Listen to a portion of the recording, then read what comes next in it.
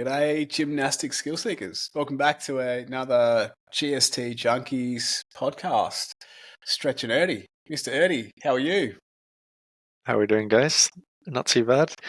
Doing well. Had my coffee, had my breakfast, ready for this podcast and to start my day. How's things going over on the other side of the world? That's it, mate. We're opposite time zones right now. It's evening Yeah, here. So, I've just eaten dinner and just chilling now and thought we'd jump on and do a podcast. It's been a little bit of a break between our last one, but you and I have both been busy. You're busy preparing to come back to the sunny side of the planet, mate. I am. Yeah, I think since our last call, I've booked my flights, got my visa, almost back in Australia now. Just got I think I've got a little countdown on my phone. I've got like 60 days left before I fly out. Just counting down the days.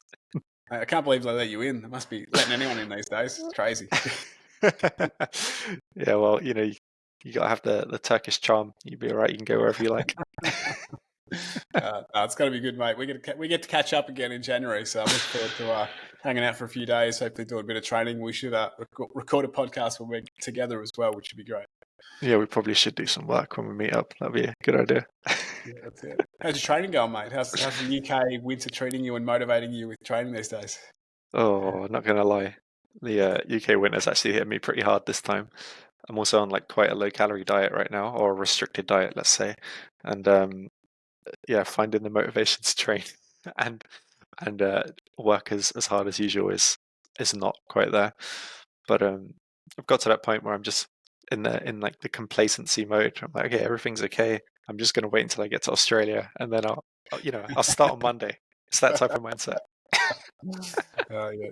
I know the one, mate. Getting to the end of the year, everything's slowing down, and it's sometimes it's just nice to take it easy, take the foot off the accelerator for a little while, and then let the shit hit the fan when we go back in January. But anyway, let's see how we go, eh? Yeah, exactly. All right, mate. What are we talking about today, mate? It was your turn to choose the topic. Today we are talking about quality over quantity and the sort of conundrum that comes with it, and like perfectionist mindset that sort of can come with it. And when should we be prioritizing quality over quantity? Is it always? Maybe there's times when actually, you know what, it's better to prioritize some quantity instead of quality. This is going to be our topic today because it's quite a big one in the gymnastic setting and the GST setting. And I think coming from such a high quality and like high watched sport from around the world, actual gymnastics and in the Olympics, there can be quite a large setting and quite a large focus around, movements have to be super good quality, and look how good their technique is, and look how beautiful it looks, because after all, it is judged on aesthetics from what we've seen. Pointed toes, locked out knees, strong posterior pelvic tilts, the hollow body, this shape. Like, we look at it and it's like, wow, it's almost a piece of art. So then when it comes to training it as adults who haven't trained it as kids, and we're just trying to get stronger, or just trying to get a bit more flexible, learn a handstand, it's very easy to compare yourself to like what you see on the screen. It's like, oh, we're doing gymnastics, so surely we should look like gymnasts. And then you start focusing on these finer details.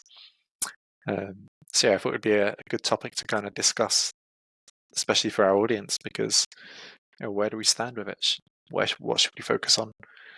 It'd be good for you guys to have some ideas or some different perspectives, coming from coaches that have coached a lot of people and actually seeing, you know what, this might not be quite as important as the industry makes it out to be, or this area is a bit more important. Actually, to do this first, and then we do that next. Yeah, 100%, mate. I think it's a really good point that you make. Like, when we think about gymnastics at an Olympic level, like, it's the aesthetics that the gymnasts get marked on how everything looks. It's their routines, it's their dismounts, it's how they perform everything. So it's such a high level, like, quality really, really matters. And then from a young age, obviously, they're being drilled about that. It's all about, like you said, point the toes, PPT, open the shoulders, all the little cues that they get depending on what they're doing. And I suppose a lot of the stuff that's come out of gymnastics, that's come into more general pop, into coaching, has come from that mindset of, okay, it needs to be perfect, or it needs to be a certain level of quality aesthetics-wise. and that if it's not there, then there's something wrong and we have to fix it. And I think, different coaches, and possibly even you and I, like at different points in our career, we're focused more on one over the other. And I think you don't have to dig very deep into, social media, YouTube, watching videos to hear about different coaches who might value quantity, get the work done, push to failure, all these things that we'll probably cover. And then you might have other coaches that are all about, RPE, like rate of perceived exertion, and only work to this much and always save 1 or 2 reps in the tank and focus on the quality of the movement. So which one do you believe in? I actually started from just a quantity kind of perspective. When I first started training, I didn't know anything about form and technique. I was like, I got a chin-up bar, and I was like, I'm going to learn some chin-ups. So I just jump up there, try my chin-ups, and then before you know it, you're doing like 10. And then like you see someone online, and he's like, no, you got to do it from dead hang. It's not a full chin-up unless you start from a full passive hang, and then you get your chest to touch the bar. So then like your perspective changes a little bit because you need a bit of a new challenge for yourself, or someone special on the internet has told you this. You're like, okay, cool. I'll do this because this is the better way, and I've been convinced now it's the better way. So then I started getting a bit more into, the whole seeking quality perspective. Instead of trying to chase 50 push-ups, I was trying to chase the perfect protracted push-up that we'd kind of get covered in movement culture or GST culture, whatever it is.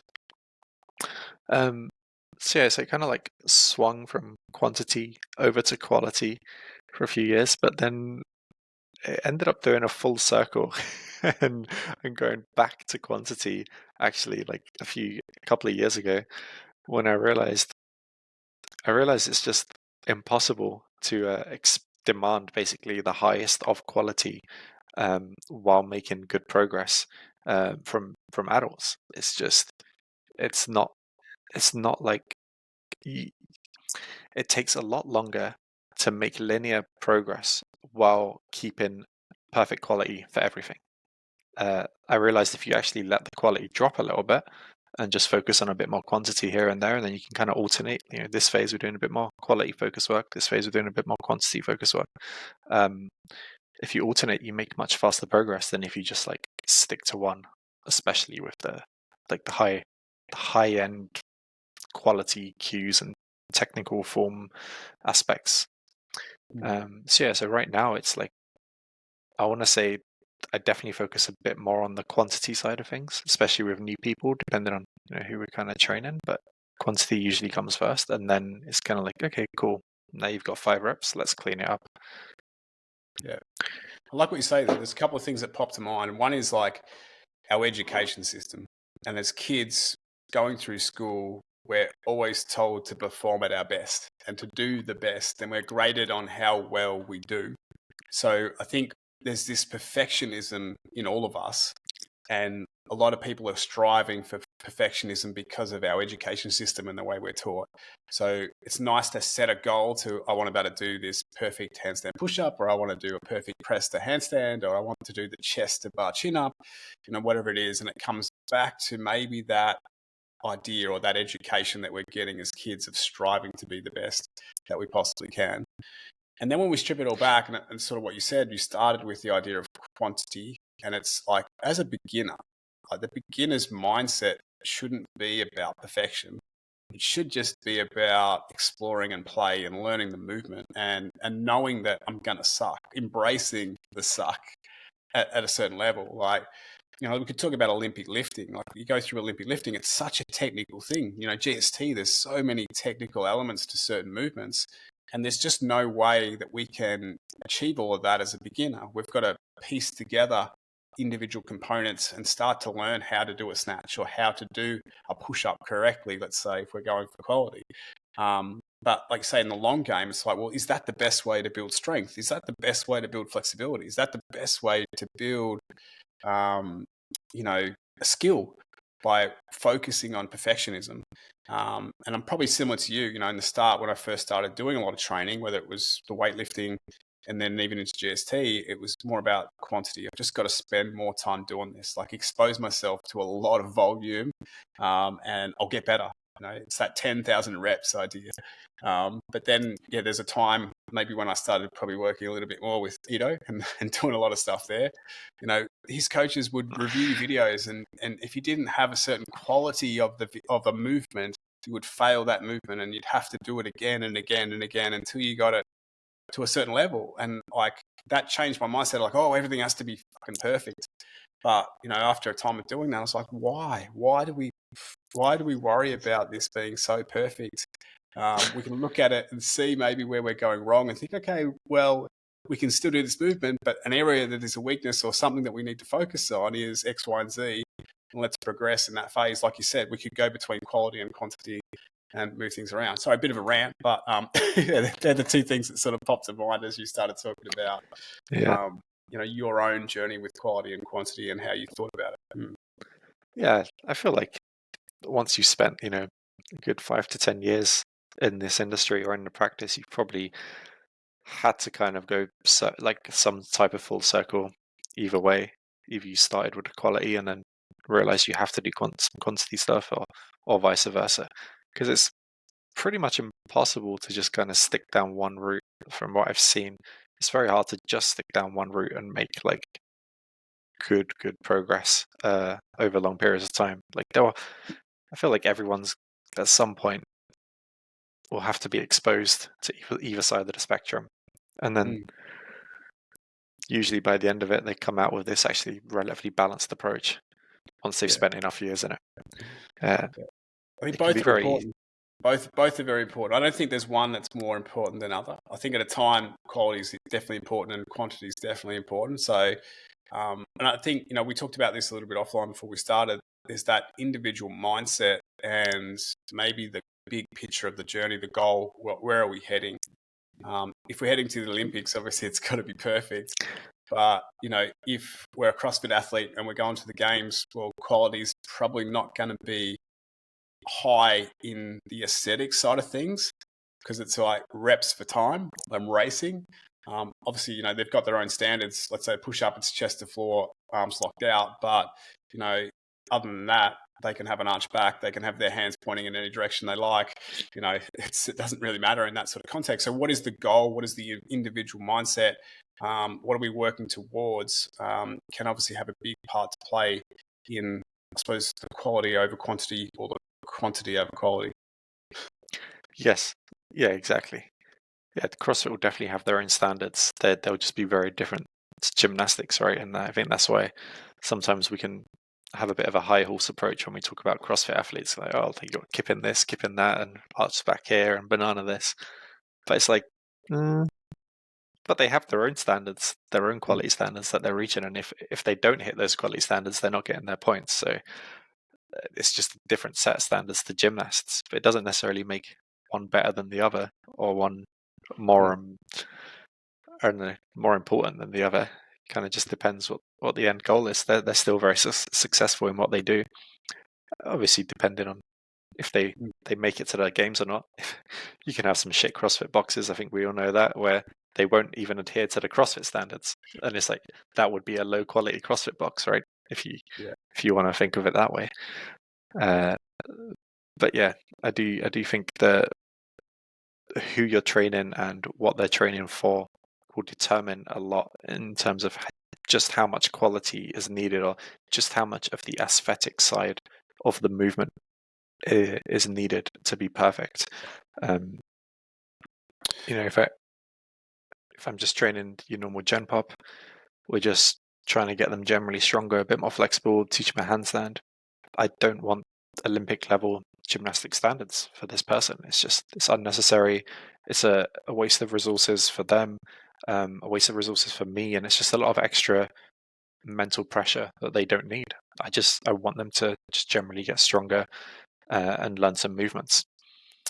Yeah. But then if I'm training a coach, someone who can train 2 to 3 hours a day, and someone who's got to like understand concepts to a deeper level and then be able to relay these concepts to their students, then yeah, I'm going to expect some higher quality from this person, because they need to understand what makes the difference between these two variables, so that they then make more efficient choices for their own students. Also, it's great for their business. If somebody who's busting out a really nice handstand line versus somebody's busting out a banana handstand line. Like, I know who I'm going to give my money to if I had to choose between those two and those two variables alone. It's funny, isn't it? It's all in the perception, mate. It Yeah, doesn't necessarily make them a good coach. You could be doing a perfect handstand, but that doesn't mean you can teach it. So exactly. maybe you could be wrong there. Who knows? Yeah, Yeah, it's interesting. I think, like, just circling back to CrossFit, it's it is the purpose. Like, the purpose sometimes is to move fast. And if they're doing a certain workout, the quality of the movement can drop because maybe it's about just get the volume in. I've got to do this for time. But there are other elements of CrossFit. Let's talk about their Olympic lifting. Some of these guys and girls going to the games, they can qualify for state level Olympic lifting teams in the USA. Like, their quality there and their Olympic lifting is quite high. So again, the demand for them to be able to do Olympic lifting and lift such heavy weights and be competitive demands them to have the quality in their Olympic lifting. Whereas the workouts, the running, the high volume push-ups, the high volume back to wall handstand push-ups, or whatever they're doing, just doesn't require the same level of quality. It's more about volume, get it done in a short period of time. So it can be very individualized, this quality and quantity around individual movements or individual goals or different parts of the workout. And I think a big part of it too is, we talk about Gen Pop, and okay, there's a time where maybe Gen Pop who just want to get strong and flexible and unlock skills, who can really focus on that quantity part of it. And I think as beginners, it's really important just to be doing a lot more work. But there's also this idea of, okay, well, there's this risk reward ratio that I like to think about sometimes. And it's like, well, what is the risk of injury occurring when we're allowing quality to slip with a particular movement? And if that risk outweighs the reward of that movement, then it's probably not a good movement to be putting in the program until they get stronger, until they get more flexible, until they get more skillful, or whatever it is that requires them to be able to do that particular movement with risk lower than the benefit or the reward coming out of that movement is something I think is important to add. Yeah. yeah, definitely. I think once the quality of a movement breaks down so much to the point where you're no longer working the muscle groups that are needed for the actual movement, we probably have a bit of a problem. Like, something either needs to be regressed or something needs to try and be tweaked, because otherwise you're just, yeah, you could be risking injury, or you could just be risking never getting to your goal because you're never training the muscles relevant to achieving that goal. I know if we look at the handstand push-up, for example, and if you're closing your shoulders too much as you're lowering down in your eccentric, you end up arching, which is okay, fair enough. But more importantly, you end up doing like an incline bench press, but maybe a bit more of a horizontal incline bench press if you manage to get enough arch into your upper back, which I've seen a lot of people do. So it's like, we're not really training the delts the way I need them to be trained. We're going to have to regress this to a certain level so we can train those delts. Otherwise, all we're doing is bench press, and your push-ups are going to get stronger, but there's probably not much of a chance of us getting a real handstand push-up. So yeah, this can definitely come into it. Other movements, I mean, we've all seen, like, deadlifts and squats with bad form. There's definitely higher risks of injury if you're loading the back in a way that you shouldn't be loading the back or don't want to be loading the back for this person or individual. Or maybe they do just have a bit more of a vulnerable low back, like myself.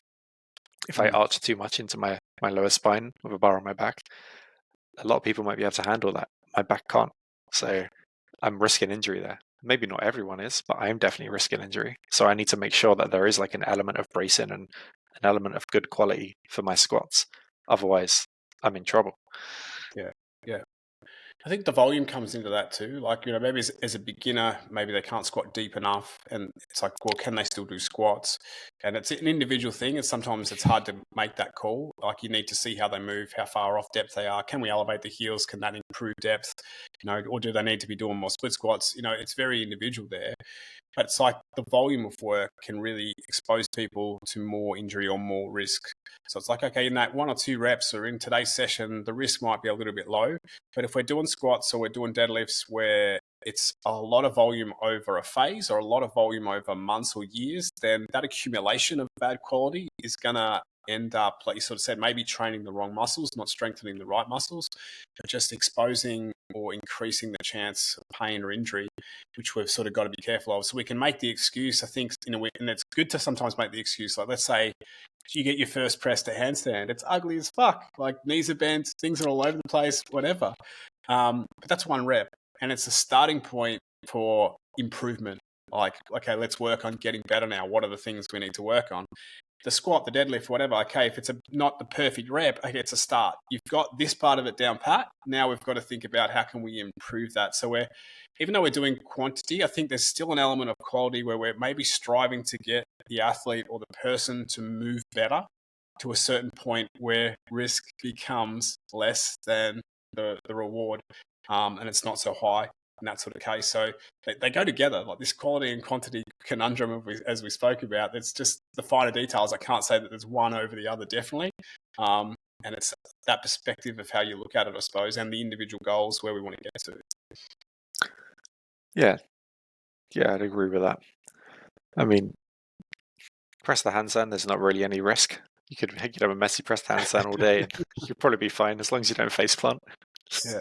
But as soon as you've got a barbell on your back, there's probably a couple of things you definitely don't want to be doing as that barbell gets heavier. Yeah, that's another thing to think about. Like, it's like, well, under my own body weight, like, how's that risk of injury? Like, is it high? And maybe it is for someone who's quite weak. But if you've got a certain level of strength and you're throwing your body weight around, maybe the risk is a lot lower, and you can deal with that. But then when we start to add external loads and when we start to chase weight, eventually there's a break point. Like, we're not infinitely, strength is not linear. We're not just always going to be able to put more weight on the bar. And there's always going to be that breaking point. And I think that moves nicely into the concept or the idea about, like, should we train to failure? And, there are some coaches who will think that, we can talk about the Bulgarian method where it was just survival of the fittest. It's just like we train someone until they break. And if they break, they're off. And it's like, who survives this high volume, high intensity, crazy amount of work? But then there's other coaches that'll be like, okay, we're not going to train to failure. We're going to always stop shy of failure. What are your thoughts around training to failure, and how do you talk about that, with your clients, Erdi? Yeah, train to failure is an interesting one because I have like a couple of clients at the moment where they will have 3 sets of max or 2 sets of max. Basically, I want them to go to failure on certain movements, but generally speaking, it's not a new movement for them. It's something that they've already refined, something they've done for many years or they've done for many reps, and they're comfortable enough with this movement to just keep pushing until they can't do it anymore. And then I'll have some clients where I'll never really touch failure, not at the moment anyway, maybe later. I need them to exert themselves. I need them to maybe get close-ish to it or get to a point where form does start breaking down, and maybe I'll explain that to them. But I will never tell them to basically go until they can't do anymore. I think training to failure. Just on that, when you program max, like, as a coach, what's your intention behind that? What are you hoping to achieve with the client? I mean, if you want to define a movement, let's say it's max whatever. Yeah. And talk about that. Go for it. But like, when you program max, what's behind the intention there? Yeah. Usually, if I program max, I'm just trying to get them swole. Like, it's that simple.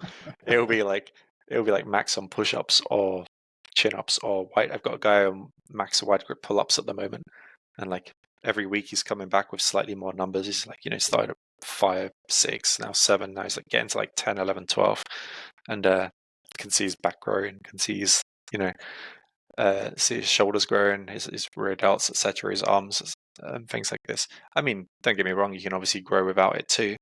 But for me, it's like one of the main reasons for max is hypertrophy, and also I want to see numbers going up, and I want them to know, like, to kind of know that. But it will always be at like the end of a session. It's like, oh, you'll go to max. make them burn out on that, finish the session strong, and then they'll feel good. Also works well with people who respond mentally well to having a good pumpy session, if that makes sense. Like I'm one of these people, for example. I know if I can't do many, but if I do like one set to max to like finish my session, I know I'm going to feel good the rest of the day. So that's it's one of the another incentive to hit and max. Yeah, yeah. It's an interesting one, Max. I do use it as well, and I agree with you. It's a lot of times it might be around hypertrophy. That's a good thing to throw in there. Sometimes it might just be a test. It's like, well, when was the last time you did max push-ups? How do you know how many push-ups you can do? It's a nice sort of thing to like. It's not like testing a 1RM or a 3RM, but it's the opposite end of the scale. It's like, okay, what is your strength endurance like? I think an example is a lot of females might come to me and they can't do one push-up. Then we get one push-up, and then we're training push-ups, and then they've got 5 push-ups. But if we never tested max, how do you know that they're going to be able to do 5? It helps me as a coach to better program as well. If I know how many they can do as max, well, then we can start to program quality sets in there. And the third reason I think that sometimes I use max is I want to see the point of failure. I want to see what that next rep looks like. And it might be, let's say it's a push-up.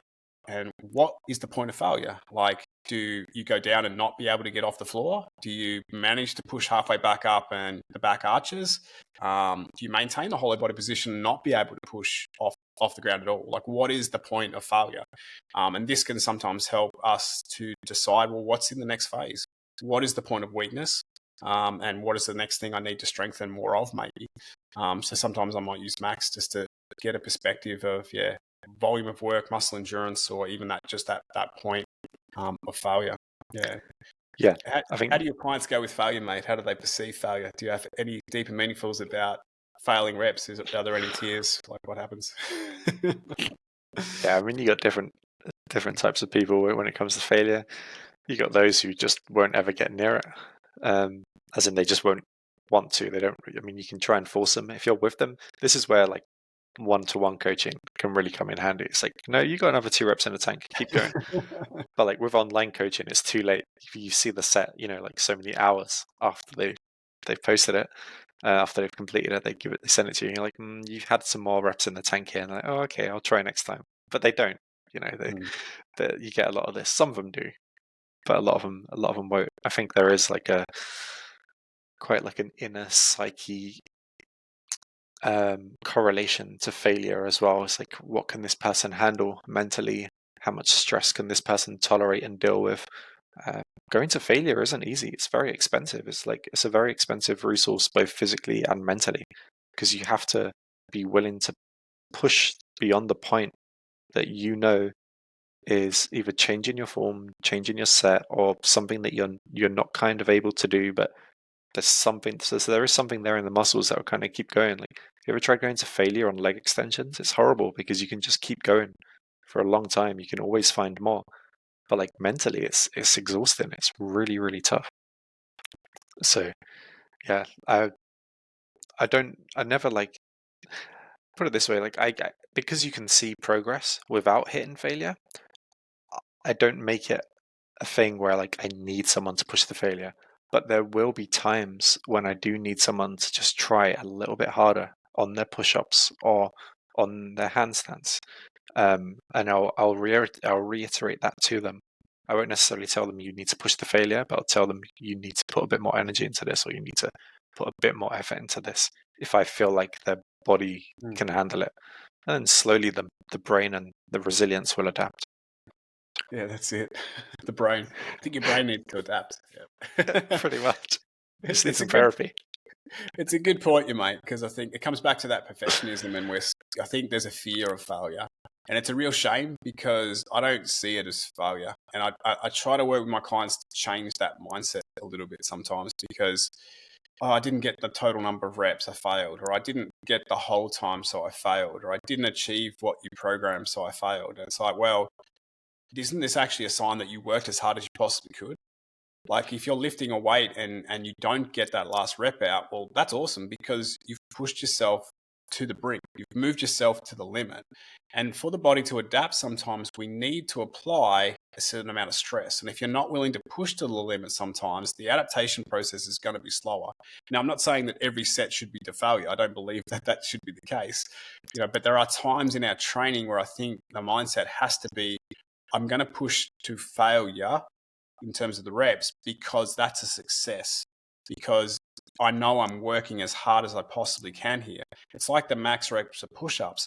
If I don't go and do my max reps of push-ups, or how do I ever know how many push-ups I can do?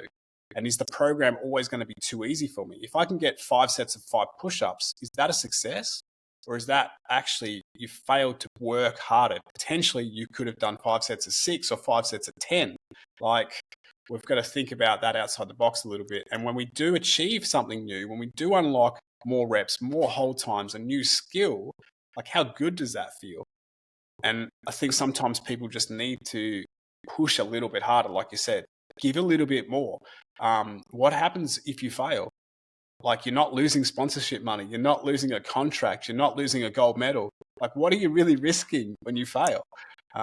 As long as it's in a safe environment and the risk is an injury, I think there's a time and a place to work to failure. And that failure or working to failure, I just want to say, is a success. And I try to encourage that in my clients a lot of the times. It's just like, try a heavier weight. If you don't get the reps, I don't care, but you tried that weight and you know that you can do it for 6 reps. And in 4 or 5 weeks' time, maybe you'll do it for 7. Like, let's look at that way, or this skill or whatever it is. So, I think there's a time and a place. Yeah. Don't be scared to fail is what I'm going to say. Yeah, don't be scared to fail. And then if you bring that back into the quality argument, are you someone how much quality are you willing to sacrifice for them to hit max failure? I generally have this rule where it's like, if your movement starts to deteriorate to the point where you're no longer using the main agonist muscles to perform that movement and it changes, like the handstand push-up or the piked push-up, for example. I have one of my students on piked push-ups at the moment, and she will push herself to the point where it turns from using her delts to using her pecs, and she'll just kind of keep going off the pecs. But I've had to tell her, it's like, look, you're really good at pushing yourself, but I need that tension to remain on the delts because we're working your pecs somewhere else. We don't need to work them in this movement, and I don't want to create those bad habits for your handstand push-up. So it becomes, okay, go to failure, but only until your shoulders start to close. Once your shoulders start to close, that's it. You're going to have to call that quits, and that's your max reps. Yeah. This sort of circles back to, what we were talking about before, like the big picture, the journey, the goal of where we're trying to head. And it comes down to the movement as well. You're talking about pike push-ups there in a sense of progressing towards the handstand push-up. So it's like, well, the quality does matter because we can teach a bad movement pattern and ingrain that bad movement pattern so that then it's hard to break that bad habit. Like you say, if we're used to relying on the chest to start pressing and we can't get enough of the shoulders in pressing, we're just always going to fall into that chest pressing. So we've got to, we've got to teach you, break that bad habit and get those shoulders doing the pressing here. And you spoke about it earlier. It's like that regression of movement sometimes to progress, dropping back so we can get the quality in there. We can train the right muscles to get them stronger so then we can progress back to, let's say, the pike push-up with higher repetitions in that context. And I think that's important to note because it's like, I could tell someone to train bicep curls to failure, every day, whoever, doesn't matter, because the chance of them using the wrong muscle fibers or throwing something out in a bicep is quite low. But yes, in a more complex movement like a pike handstand push-up, that training max reps or training to failure, there's a lot can go technically wrong with that and still grind out more reps. And are those grinding reps actually got a purpose? Where are we heading with that? If it's CrossFit and it's a workout of the day, maybe not. But if it's progressing to a stricter handstand push-up, then maybe so. So that's where movement selection and the idea about the movement selection, what am I looking for, quality or quantity in this, the big picture, the journey, where we're heading. There's a lot to think about when it goes into that sort of programming, isn't it? And where the client wants to take it. Yes. And I think also what's really important with it is what else is in their program that's training the same pattern. if they have anything. So for example, if like their A1, so their first exercise for the handstand push-up, they're hitting a point where the form breaks down and it starts moving onto the chest, I think it's a no-go. Because I generally need the A1 to be a lot closer to the main movement pathway that I'm trying to train. So let's say that A1 is eccentrics instead, like handstand push-up eccentrics. They're performing them really well, great. Then I might give them a bit more leeway in their Bs or their Cs for things to break down a bit. Whatever, go through the nitty-gritty, go through the hard push, go through the failure if you want to, and let the form break down a bit if you need to. Because I know that your body's getting the stimulus it needs in a different exercise. But if that's not the case, they just have like maybe I've putting them onto like maintenance, or maybe they're just having lower volume on a certain skill for whatever reason this phase. They've only got one exercise for this specific skill because I just need it to be in there somewhere. I'm going to need it to be a good enough quality so that they can maintain that pathway or that type of motor control or conditioning for the movement, because they don't have anywhere else that they're training it for a strict enough pathway. So it's obviously like a case of fatigue too. Like our A1, we're fresh. Maybe we've done a warm up, but we're ready to go. We're quite fresh. The nervous system hasn't been taxed. The muscular system hasn't been taxed. That's where the quality work really has to happen at the start of the session. And as we go through that session, we are going to fatigue. So we can go from high quality A's to, obviously we're trying to get simpler as the program goes along. So the level of the athlete here really matters. And then the nervous system is going to be taxed. So the most neurologically demanding exercise needs to be at the start of the session. And as we progress through that, we want to be moving away from that neurological drive, probably more towards a hypertrophy end of the session, or higher volume or simpler movements, something that's going to be easier, less chance of injury, work where athletes can go to failure or push out quantity over quality. But ideally, if the quality is a big focus, that's got to be at the start of the session where we're fresh. I think that's a great point to make there, Erdi, about that. And like you say, there is that fatigue kicking in, and as we go on, we might be able to accept more drops in quality because we're just trying to smash maybe more motor muscle units and we're trying to increase hypertrophy, and that's the nature of the game sometimes. Yeah, exactly.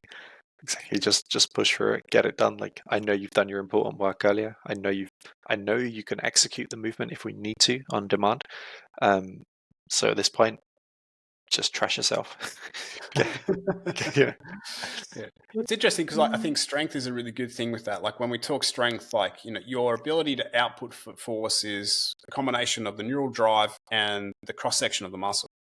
So we can increase neural drive working on a lot of the quality stuff early in the session, and then we can increase the cross section of the muscle with more hypertrophy stuff, the volume.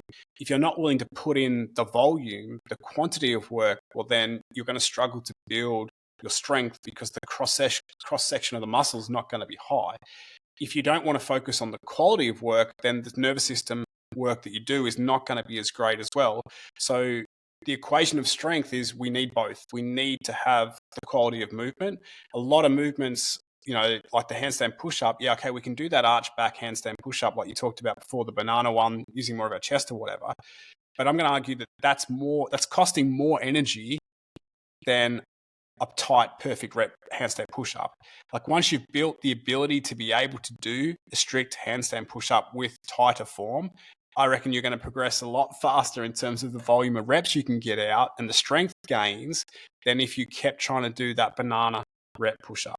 Now, that could just be my opinion, but I think, there's a lot of movements we can talk about in gymnastics where once you've got the quality there, it's actually more energy efficient when the quality is high, and it can be more energy taxing when the quality is low. But you might not have the strength to do the high quality, but you've got the capacity to be able to do, that exercise. Agree or disagree? But that's my chain of thinking around that. Yeah, I probably disagree on that one. it's funny because like an instance I can quote about this is we can look at one of the best ever CrossFit athletes in Rich Froning. Now, this guy, I wouldn't call him the strongest guy in the field. I wouldn't even call him the fittest guy in the field. But if you watch how he moves, he's the most efficient guy in the field when he used to compete. So what would save him a lot of times is his engine, his ability to keep going where others would break down. And it came down to some of his efficiency. One of the best things I think he's got is like his thrusters. He's got this technique and this form that he uses in his thrusters that saves him energy. And when he's doing that amount of work, it just, over the long haul, it just gives him the better average. And that's maybe a different perspective, but an idea where I think if you're doing quality work, the average of your reps, the average of what you're doing is going to be higher, and it's going to save you energy or efficiency in the long run. I think the average will definitely be higher, but I don't know if it'll save energy. I think it's quite expensive to go for perfect quality. Basically, I think quality and efficiency aren't the same thing. Efficiency is generally being able to save enough energy so you can go for longer. I know right now if I let my back arch in push-ups, I will go for longer than if I have a flat back. Yes, yeah. If that makes sense, right? But the flat back one is going to look nicer, but it won't be as many reps. It's kind of that simple. What lets you down there though? If you're trying to maintain that tight hollow body position and you're going for push-ups, is that upper body strength that lets you down there, or is it I don't have the core strength and then I start to lose the form in the push-up there? Like, what's the key? It'll be a slight combination of both, but probably more so the upper body strength. As soon as you start to arch, you turn it into like a little bit more of a decline chest press, which is always a lot stronger than like a complete flat chest press, basically. Yeah. But then you take that forward into let's say we're going to a planche push-up, which maybe could be a progression. This is going a long way around, but if you've done quality push-ups, then the chance of doing a planche push-up is much higher than if you've done the archback push-ups. Oh, yeah. So the chance of progression is easier, of course, because you've had to get stronger to do the higher quality movement. Yes. But so if we're talking about like efficiency for progress, then this is a different argument. If we're talking about efficiency for max reps, then it's. But there's a point where like we could add load. We could say, okay, now we're going to do push-ups with load. If you do an arch back push-up and I put weights on your back, are you going to be able to push a heavier weight than if you do hollow back push-ups and I put weight on your back? Which one's going to be stronger? It'll probably be hollowing out a little bit. I want to see this. Yeah. It's just easier to push if you're arched a little bit. It just is. Based on being able to use the slightly different planes of the pec. Maybe if you start worming, mate, and getting the ripple going, you'll be right. Yeah, just do the caterpillar push-ups. I think in the I'm just saying, I think in the long run, we could talk about thrusters, or we could talk about push press, or we could talk about pull-ups. I think if the goal is to get stronger with those movements, then the quality of the movement there is potentially going to drive strength higher. It's going to be harder initially, and maybe you can't do the volume of work as you could with shitty reps on a light weight, like quality in terms of reps. I'm getting quantity, but obviously the weight has to be lighter. But in the big picture of things, if I want to progress that movement and get strong, there's got to be a certain element of quality of movement in there. Like we talked about. Yeah, where you go. Yeah, I think if you want to progress the movement based on GST principles and based on how GST progressions work in terms of you're doing the push-up so you can progress to planche push-up. So you can sort of progress to piked push-ups and then to feet elevated pike, all the way to handstand, and then from handstand push-up to 90-degree push-up. Based on there being a progression in motor control and mechanical development, there has to be some type of emphasis on quality, generally speaking. It might not need to be perfect. I think some people can still really overdo it. Like I have this story I want to talk about where a guy was telling me that for my push-ups and my piked push-ups, I need like to keep my scapula perfectly protracted and my serratus anterior like super engaged for these reps for me to ever be able to do a handstand push-up. And then I spoke to my coach and he was like, this is bullshit. He's like, just look at this video. And he showed me a video of gymnastic athletes training and doing I think this guy did 11 to 12 full range gymnastic ring handstand push-ups, so feet not on the straps. The guy was doing full handstand push-ups with scapular wing in. He's like, there is zero protraction in this. This guy can do more handstand push-ups than you and the guy who's telling you to stay protracted. And he can also do a clean handstand push-up if he needs to for actual gymnastics, competing, if you're getting judged for aesthetics. So he's like, so what this guy's saying is basically it's irrelevant. Like, you don't need to get to this anal, I say anal, like, okay, you don't need to get to this autistic or OCD level of perfectionism if you want to make progress. But you do need to have some level of movement efficiency for you to keep making progress. Like, you can't just keep doing it with this hollow back or arched back and flared chest, because it's not going to get you to the last stage or the later stages of that movement progression. So I do think there's like a bit of both in there, and it's like, to what level of quality are we kind of chasing? Because I've heard like some people get really into it and really in depth with the details.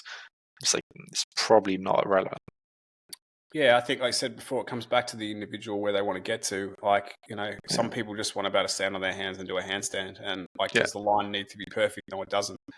Some people just want to do a press to handstand. Do the legs need to be perfect straight? Does the core compression need to be fantastic? Do they not need to planche lean? We can pick on so many elements. It's easy to pick on someone and say, mate, your shoulders aren't protracted in your handstand push-up. You suck. But what's the story behind that athlete? Where have they come from? Where are they going to? What's the goal? What's the big picture?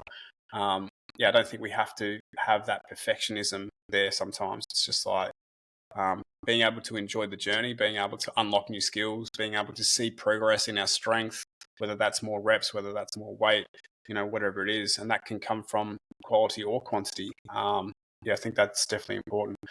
Just to circle back on the failure conversation we're having, I know a lot of coaches who use RPE, so rate of perceived exertion.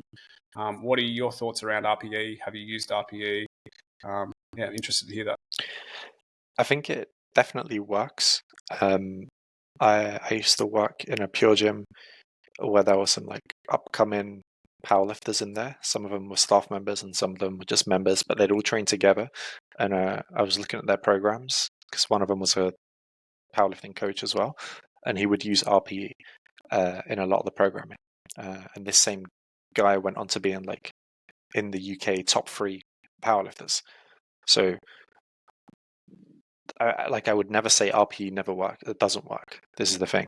I know it works. Like, you've got professional powerlifters using it in their programming, but it's not something that I use per se, or something that it's not even that I don't agree with it. I don't think it's as useful for my environment, for the type of people that I train and for the goals that they're working with. I think RPE is quite an expensive, again, mental resource, like energy wise, to like try and have to figure out your RPE for each exercise, each session. Can get quite a lot when you're also working on things like tempo. If you're doing tempo, it's the thing, some people that do RPE might not use tempo, so you have to kind of like pick your battles. You're working on technique, so like the technical elements of some of the gymnastic movements. You're working on some flexibility stuff, some hand balancing stuff. Like, basically, a lot of my students are already working on so many things that there's a lot for them to consider. That for me to throw RPE into the recipe, it's just like another variable or layer that I don't think that they need. For me, it's like I give them a target for the end of the phase. So I say, okay, if you're lifting this much weight, X amount of weight right now, in 6 weeks' time, I expect you to be lifting roughly this much for this many reps and sets. So that gives them like a bit of a mental target and goal for them to reach towards. Whereas I think RPE is a bit more micromanagement. For each session, it's like, okay, this session you need 80% RPE, this session you're looking at 8 out of 10 RPE, this session you're looking at like 8.5 to 9, and then it's like every week it kind of changes. For me, it's too much micromanagement because they've already got too many things to consider. Yeah, 100%. Yeah, I've used RPE before. Like, when I used to own the CrossFit gym, I'd use RPE. mainly in like the workouts where we do interval based workouts. So it might be, okay, we're going to do 5 deadlifts, we're going to do 10 box jumps, and we're going to row 15 calories, and then we're going to rest 2 minutes, and we're going to repeat that. And I want you to work at an RPE of 8 because I want you, which is like 80%, let's say, I want you to be able to keep the times of each interval as close as you possibly can. Whereas if they go out at 100%, they fatigue themselves early in the first few intervals, and then the last few intervals, their times just blow out. So it's like teaching them to move well or teaching them to slow down so that they can be consistent across the intervals. So that could sometimes help with that sort of workout. Also, I think like when we're doing weights, like a lot of times when I might program weights, if an athlete knows their 1RM or 3RM or whatever percentage, then we can use percentages. So it might be like 80% of that, 90% of that, 95% of that. And we can be programming RPE by using percentages where the coach is dictating, okay, these are the weights I want you to lift. Not every set is going to be 100%. I want you to, grease the groove. I want you to focus on the quality of the movement at a lighter weight, which is what a lot of powerlifters do. They don't go around lifting 1RM every day they step into the gym. Like they're trying to peak for their competitions, and a lot of what they do is at a lower RPE or a lower percentage. A lot of what Olympic weightlifters do for most of the year, they're training 60-65% of their 1RMs because they can still build strength and speed and power at these lighter weights. And again, they don't want to risk injury, or they don't want to tax their nervous system so highly that they can't get the volume of work in that they need to be able to compete at such a high level. So I think there's time and place with that. And one of the things I think with the gymnastic stuff is, how do you compare a handstand push-up to a pike push-up? What percentage of RPE is that? And what is a pike push-up percentage RPE to push-up percentage RPE? It's a little bit harder to sort of go the correlation between a lot of different movements sometimes. And I think that can sometimes get lost, but we can program like reps. So if you've got this client who's doing 5 pike push-ups, and let's say maybe her last rep on each one is this banana chest one, you can drop it back in the next phase. Let's say you've got to do on 5 sets of 5, next phase you might do 7 sets of 2. Or it could be 7 sets of 3, because you know that she can do quality reps lower, and you sneak volume in by this. So you're forcing her to do a lesser RPE because of the reps. So I think there's definitely ways to work around it. I do see it. Like sometimes there are coaches in calisthenics who'll go, okay, we're going to do chin-ups and I want you to leave 2 reps in the bag. So you're doing, nearly max chin-ups, but it's like saving it. Don't go to complete failure. And they're talking about the quality of movement. If we go to complete failure, we might start to twist or turn or lose the quality of shape, or in the pike push-up, the same sort of deal. So I do see its place, and some coaches do like to use it, but yeah, I'm not a huge RPE user myself either. Yeah. To be fair, reps in reserve I do use for a couple of people, and it's for the ones that struggle to not go to failure. Like I've got like a few guys now, where they will just push themselves to failure almost every set, and I noticed it on their earlier phases. So I'm like, I don't want you to keep doing this. You're not an athlete, and you can't afford to do it. And also, I just need you to leave some extra energy for other work. So I started putting the notes: leave 1 or 2 reps in the tank, or leave 2 or 3 reps in the tank, depending on what it was. And they did, and they made faster progress. So bull in a china shop, mate. yeah, exactly. And it's quite hard to find, people that are willing to push themselves that hard. Mostly Eastern Europeans, actually. But when you do, Bulgarian method, mate. There it is. Yeah, exactly. Maybe it's their education system over there. I don't know, but they're great. They're really good at like sticking to the program, just getting the reps in, just pushing themselves hard. But yeah, when you see it, you have to pick up on it, and you have to deal with it, because otherwise they're constantly burnt out, and they don't realize it. If they don't feel 100% for their session, it makes no difference to them. They'll just, like, in their heads, it's like, stop being a pussy. I'm just going to go and work out. I'm going to do the thing. But some people, if they don't feel 100% for the session, they're like, I'm going to take it a little bit easier, or I might skip today's session. So it's like you got, again, like the two extremes. I obviously much prefer the person who just turns up disciplined, doesn't care about how they feel, but then I need to make sure that their program facilitates for that mindset, if that makes sense. So I will make sure I tell them, leave a rep or 2 in the tank, and then maybe I'll give them 1 set. On the last set, go all out, because I know they love it. Yeah. I think there's some people that just adapt better to that sort of stuff. Like you can see a lot of calisthenics athletes, like they just do 1,000 reps, everything. It's like I do 1,000 push-ups, do 1,000 pull-ups in a week. They just do lots and lots of volume of the basics, and then they do get strong and they do, have good form. A lot of these guys. There are obviously some that don't, but some athletes can handle that high volume, that go to failure, that sort of burnout stuff. And maybe it's lifestyle factors. They're less stressed people. They've got more calories in their diet, maybe less stress at work, no relationship stress, no family stress. Who knows what's going on outside of that picture? Whereas other people that definitely can't handle that working to failure or such high quantities of work. And it's sometimes better to be able to, like you say, understand the individual and what works best for them and being able to program around that, because high volume for someone who's stressed out is going to slow down progress. And they'd be better off doing less quantity and maybe more quality. And then you've got the others who just want to smash themselves, and they'll probably progress faster with some of that stuff as well. It's an interesting conundrum, mate, as we say. Yeah, definitely. Lifestyle factors definitely got to play to it. Like we used to be in calisthenics groups, didn't we? And like the guys that were doing the best in calisthenics, they would be pushing themselves to failure quite regularly. I feel like they already had a lot of years and like thousands of reps in the tank already.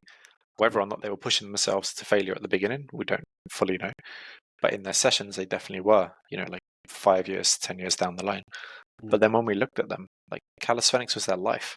That's all they focused on. They didn't really have any stories outside of calisthenics. They didn't really have any lifestyle or many lifestyle interests outside of calisthenics. Most of it was just, this is how many days I train, this is how long I train, and this is what I'm working towards. Like when you spoke to them, that's it.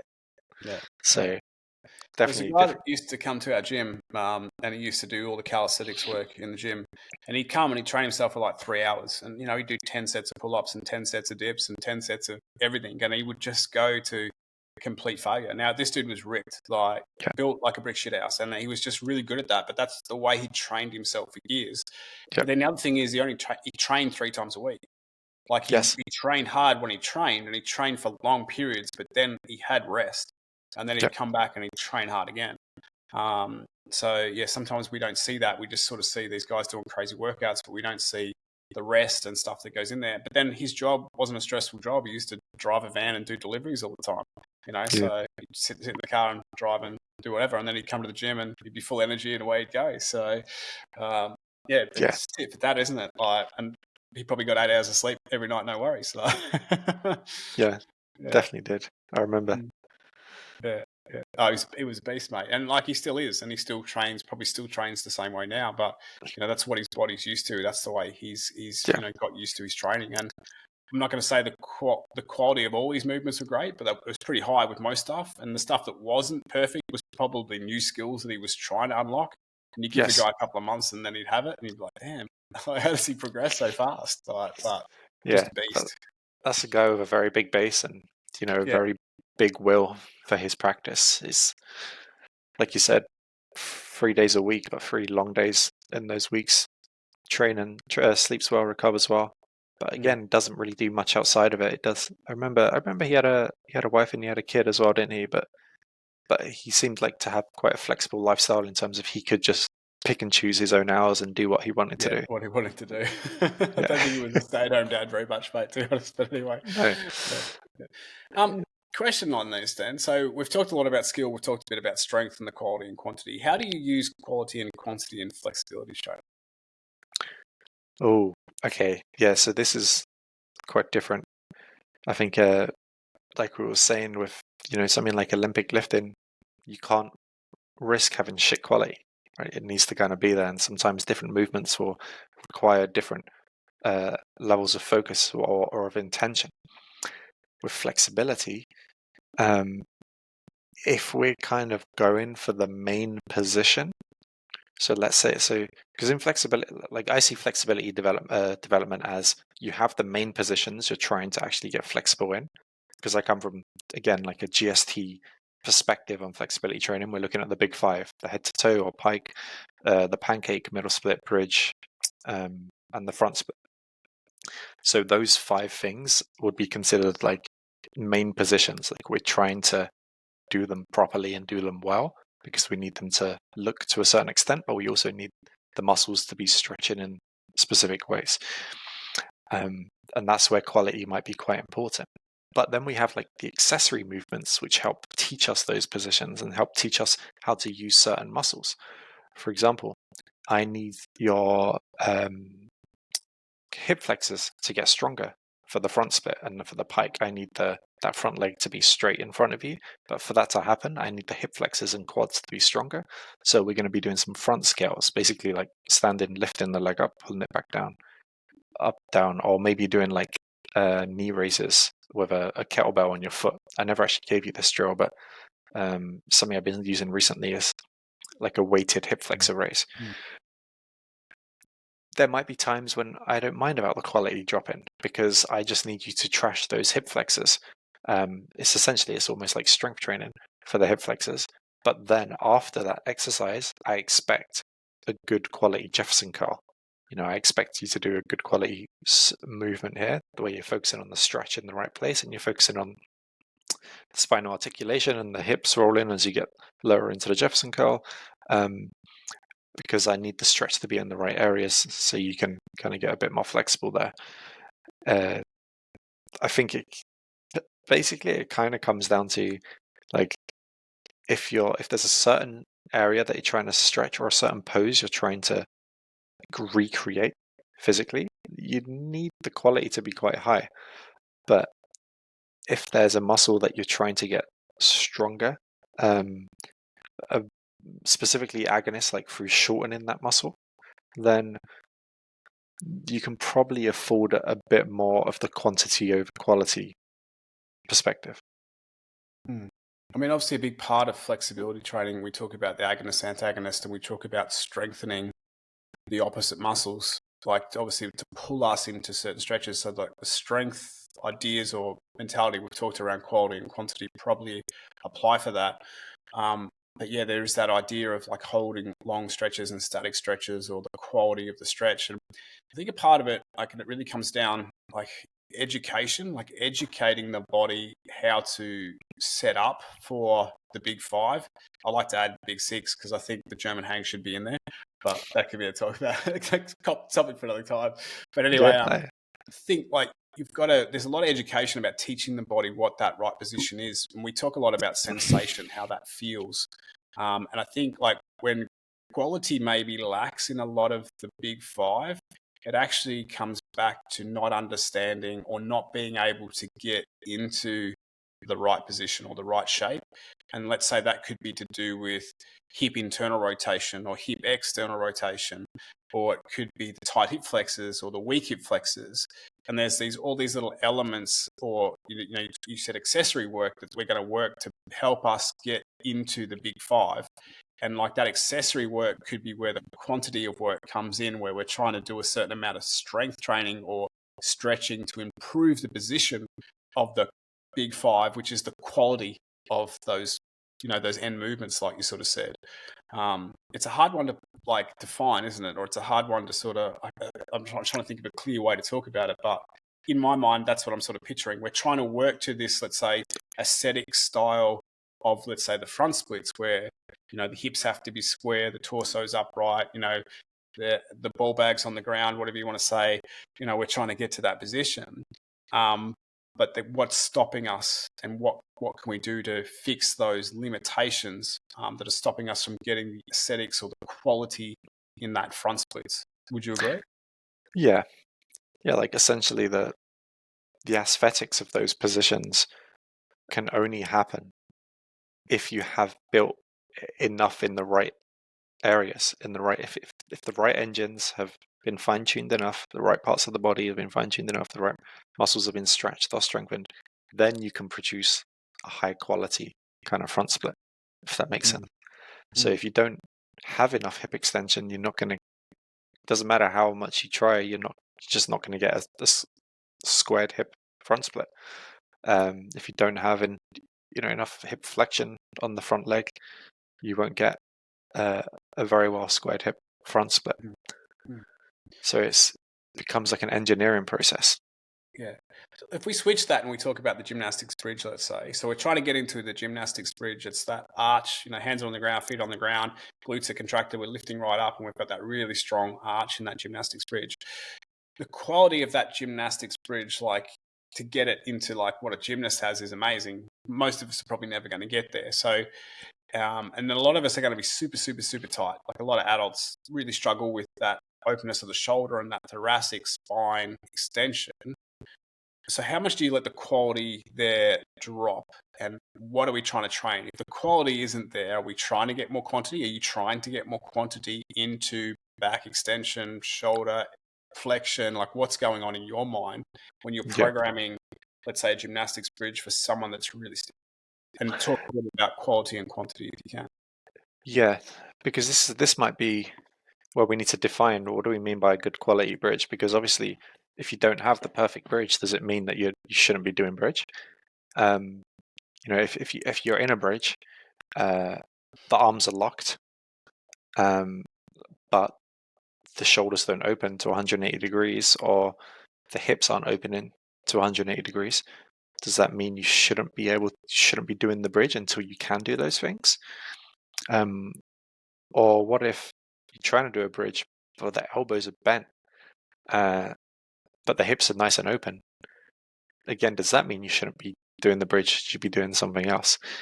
So I think this is like where you kind of need to choose and pick your battles. And again, based on what the rest of the session looks like. So generally speaking, if somebody's struggling to lock their elbows in a bridge, I don't want them to just keep brute forcing their way into trying to lock their elbows in a bridge. I will want them, unless they have it somewhere else in their program. Let's say they're in like a hanging cobra, for example. If their elbows are completely locked in the hanging cobra and they're getting that stretch, okay, I know that they're getting a straight arm stretch through the anterior chain in a movement. It might not be the bridge, but it's in a movement. So maybe I can afford them to just keep trying in the bridge until their elbows lock. But if this person is just super tight through the pecs, biceps, lats, whatever, and they're really struggling to get straight arm everywhere, I'm probably going to make them come off of that bridge movement, find something where they can lock the elbows and get the straight arm stretch that we're kind of looking for, or as close to it, and then maybe come to the bridge a little bit later when we can keep a bit more stretch in the right areas, for example. It's quite hard to give like an exact formula, I guess, through this podcast episode on when it's justifiable and when it's not. Basically, you need whatever it is that you're trying to create needs to be accomplished in some exercises somewhere. If you're looking for straight legs in a pike, you probably want a straight leg stretch somewhere, even if most of your stretches are bent knee. If you're looking for middle split with, I don't know, let's just say like hips in line with your heels, you probably need that somewhere in your stretching, even if it's not in the middle split itself, so that you can eventually put it into that main movement. Yeah, no, it's nice, man. I think you clarified that quite well. I think we can use the movement, the big five, the gymnastics bridge, as an assessment to see like where the client is currently at, and then making a call on that position. What's the risk and reward ratio of them doing the bridge there? Is there a high risk of injury?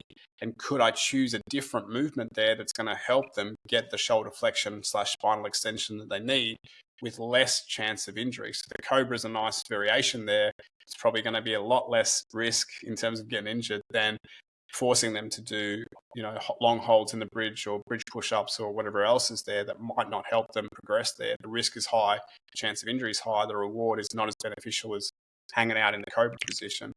And like you say, it's a very individual sort of thing. Like if you're going to look at the bridge and see what is the key part that they need to work on. Is it the hip extension? Is it the spinal extension? Is it the shoulder?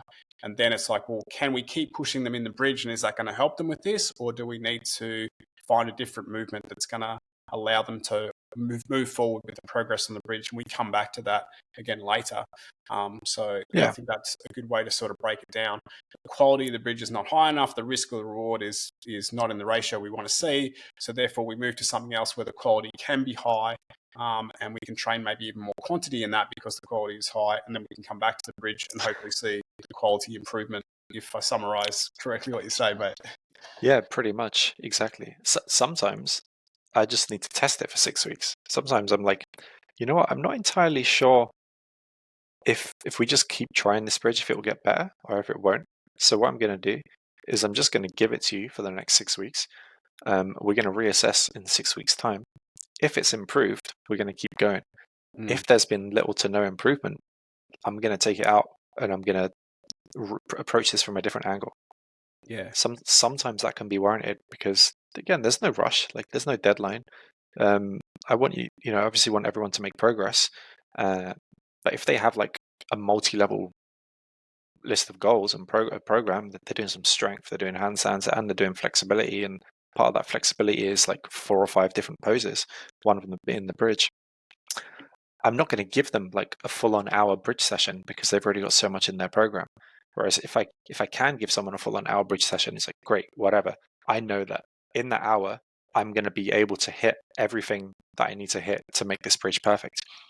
But if they've got like 5 to 7 different goals and so many layers in their program, and bridge is one of them, you know what? I'm just going to give them 2 exercises. I'm going to give them one thing for whatever I think is their weakest link for the bridge. Let's just say it's the thoracic opening. I'll give them like a thoracic specific movement. And then I'm just going to give them bridge as the second exercise. See how that goes for 6 weeks. Has their bridge improved after 6 weeks? It hasn't improved at all. Cool. I'm going to scrap this and I'm going to change it for something else. But sometimes you'll be surprised, actually. Sometimes you'll be like, oh, bridge is improving. Keep going as you are, Yeah, that's it, mate. Don't beat a dead horse. Like, if it's not moving, then we're not going to keep pushing that. I never heard of that. I like it. Yeah. No, it's a good way to think about it. Like, you can't just make an assessment sometimes on one session. Like, you see the bridge once, or you see the handstand once, or you see something once, and it's like, well, that's not enough to make a good call. And I think the longer you work with a client, or the longer that you start to see how a client progresses, the easier it is to make those decisions or make those calls. And 6 weeks, we should see some progress, even if it's just a small amount of progress. And like you say, if not, well, guess what? It's time to change the stimulus, or it's time to change the program. And maybe what you choose next, maybe you won't see any progress with that. Could be the wrong thing, but you don't know until you try it. And then you keep playing with it, keep exploring it, and eventually something opens up and something changes. And that's not to say that you can't go back to that previous session and see gains in the future or progress in the future. But like, I think you said it nicely, there's different layers to sort of unpick or to work through. And once you release one layer, then the other layer could become the issue, and it's going backwards and forwards and being able to sort of see those limitations and progress with that. And it's an interesting conversation. Like, when I sit and think about the quality and quantity of flexibility training, it's like sometimes it's hard to put your finger on, but I think that discussion we just had about how we break down, the big 5 or the big 6, and we look at it, really sort of clarifies maybe we're looking for quality, but we're also using quantity and other movements to help improve that quality over time. Yeah, definitely. Yeah, agreed. Get in. I'm stuck on that dead horse comment. The dead horse comment. I'll let you use that one. Feel free to take it away. Don't beat a dead horse, mate. It's probably an Aussie thing. That's why you don't know it. You haven't been here for long enough to pick up all the Aussie slang. Yeah, exactly. We will train you, mate. Kangaroo. Don't worry. You'll be here for your working holiday, and in a few months you'll have it all down pat. Yeah, I need a little Aussie guidebook for slang terms. Slang book. How to speak Aussie. Yeah. Yeah, for sure, mate. Just an eye on the clock, mate. Is there anything else that comes to mind when we're talking quality and quantity and all that sort of stuff that you don't think we've covered, or that you want to talk about a little bit? Yeah. Just keep in mind that quality is usually more of an expression than it is like something you can do on demand. It's like, if you don't have the perfect quality of an aesthetic that you want, probably means not that you just have to keep trying harder, but maybe there's something that needs to be fixed for you to get that. Maybe it's a level of flexibility or level of motor control or strength that you need to produce that quality. So whether that's if quality is, your biggest goal, you really want this like super aesthetic line or whatever, maybe you need to dial it down a bit, figure out what it is you need to fix, and then come back to it. But also, don't let it get in the way of you getting stronger. Like keep trying to get stronger, keep trying to progress either your reps or your weights as you move forward in your training, and you can find a healthy balance of both. Like it doesn't have to be one or the other. Yeah, no, yeah, I agree. I don't think it is one or the other. I think it's both. And there's a time for quality and there's a time for quantity. And if your quality isn't working to the level where you want it, then maybe you need to regress and do more quantity, or regress and focus on the quality of the regression until you can build up quality quantity, like both, and then maybe go back to it. But yeah, I think there's a lot in it. I don't think there is one or the other. So I think if you've got particular coach or a particular person like you had picking on you for your handstand push-ups or whatever, saying that, you need this quality, then I think there's an argument that maybe you need some quantity and regress movements. And there's not one that's right. I think there is that idea of we need both in our training. There is a time and a place for both quantity and quality in everything. I think in gymnastics, in Olympic lifting, in fitness, in all walks of training, I believe. And I think it goes across even more training. Like we could talk about business. I think we talked about this before. Sometimes in your business, it's just about you have to do the work. You've got to step in and you've got to actually do the work again and again. 10,000 reps. Get good at writing if you want to be a good writer. Get good at playing music if you want to play music. Get good at writing programs. Get good at doing whatever it is you want to do. Sometimes it's just like you've got to do 10,000 reps, do the work. So yeah. All around. Exactly. Mr. Erdi, what else is happening in your world in the next couple of months besides Christmas, obviously? Oh mate, don't ask.